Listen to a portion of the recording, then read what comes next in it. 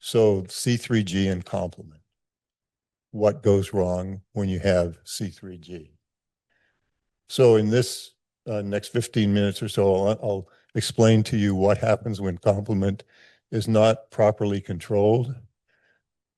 I'll share with you how we identified drivers of disease, so the things that cause that lack of control.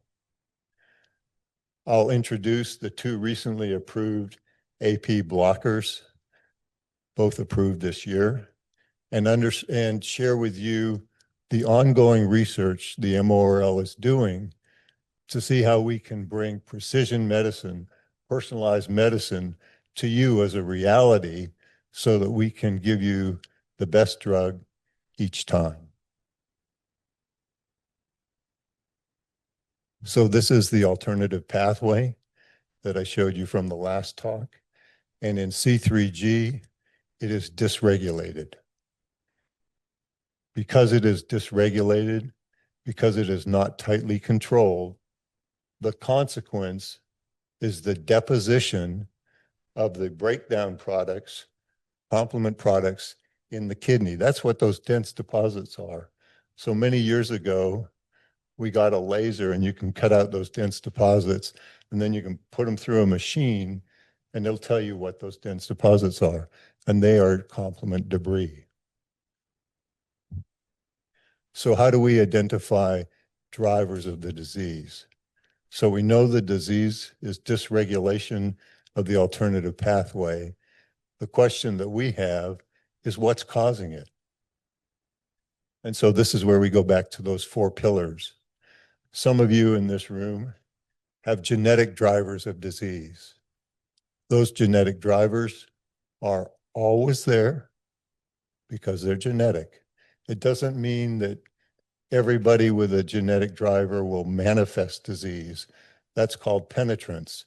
So some of you may carry a mutation, but you may not manifest disease. And the reason that occurs is because the genetic mutation is present on the rest of your genetic background.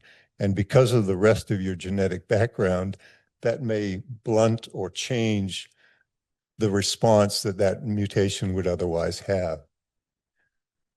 Many of you in this room have autoantibodies. So those autoantibodies bind to the different complement components and render the normal control ineffective. So they cover up the normal control mechanisms so the dysregulation occurs. In some of you in this room, we haven't figured out what's driving the disease. And that means that we haven't asked the right questions, we haven't turned over the right rocks, we haven't looked at the problem in the right way. And that's an area of active ongoing investigation in the MORL so that we can better understand in each and every person what's causing the complement dysregulation. So to summarize, that the increased activity can be caused by genetic factors. They can be caused by autoantibodies, most commonly nephritic factors. So we call them NEFs for short. And as I mentioned, in some people, we don't know what's causing the problem. So this is the first year we've been able to show a slide like this, two recently approved AP blockers and how they work. They're iptacopan and pegcetacoplan. They work on the proximal part, the alternative pathway part, the initiation part of the complement system. They work on different parts of that. They have different mechanisms of action. Because they have different mechanisms of action, one may work in you and the other might not, and vice versa. Whoops.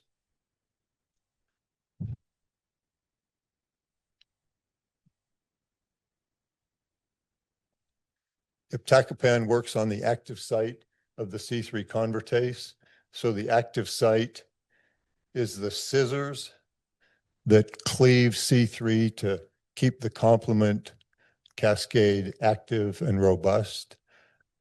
And so it plugs up those scissors, and so that it's non-functional.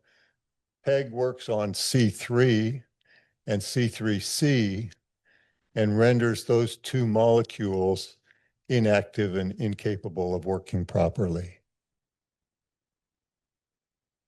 So the consequence is, with either of those drugs, if this is what's happening to you, this is what happens when you're on those drugs.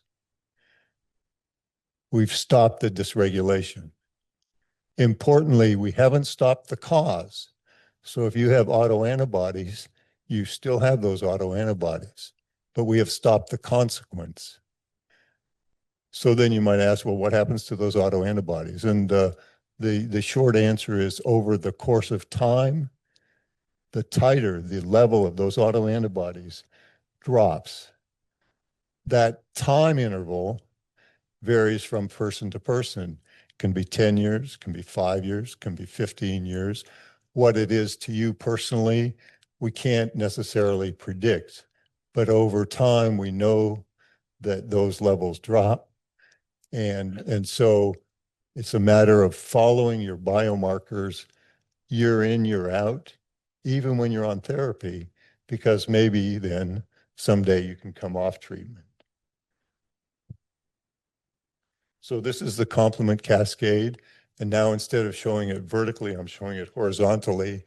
And I've shown you 4 sites where PEG binds and 1 site where iptacopan binds. So again, they have different mechanisms of action and they bind at different points in the complement system. So how does that impact you, and how is that impacting MORL research? Well, so we are one of the few places in the world, thanks to Carla, where we have had a number of persons on PEG or on iptacopan who we can study both before treatment and after treatment. And that's what this information is shown. So on the left is before treatment, on the right of each of these lines is after treatment.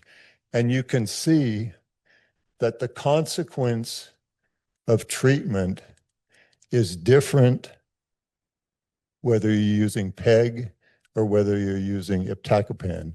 So this is another way to say each of these drugs has a unique signature. Or put differently, we could take your serum and plasma and look at your complement biomarkers, and without asking you or without you telling us, we could tell you what drug you're on, whether it's iptacopan, whether it's ravulizumab, whether it's eculizumab, or whether it's PEG. So those drugs have unique signatures, and that allows us to tell you what drug you're taking. It also allows us to tell you whether the response to that drug is what we would like to see. Some of you might have a less than robust response.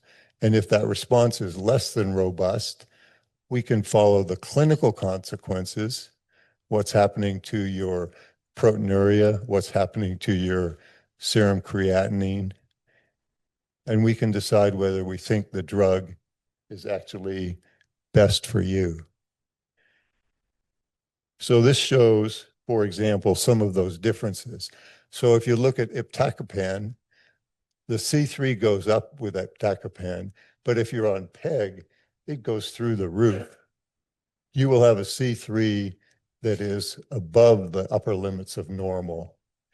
If you look at C3C, that goes down on iptacopan, but on PEG, it goes up, and it goes up really, really high. And those differences reflect the different mechanism of action of these drugs. This also gives us an opportunity to try to predict, and we're just kind of exploring this space, to try to predict which drug might be better for which patient. And so, for example, we've had a request from a physician and a patient in Canada and also in Illinois to asking us, should I treat my patient with PEG or should I treat my patient with iptacopan? And then through work done in the lab, primarily by Hector, who's there at the back, we do our best to predict which of those drugs might be better for a given patient. And so that's kind of a glimpse into the future of what we hope to do over the next 5 to 10 years in the MORL. And so thank you for your attention. And I think Carla's up next. Is that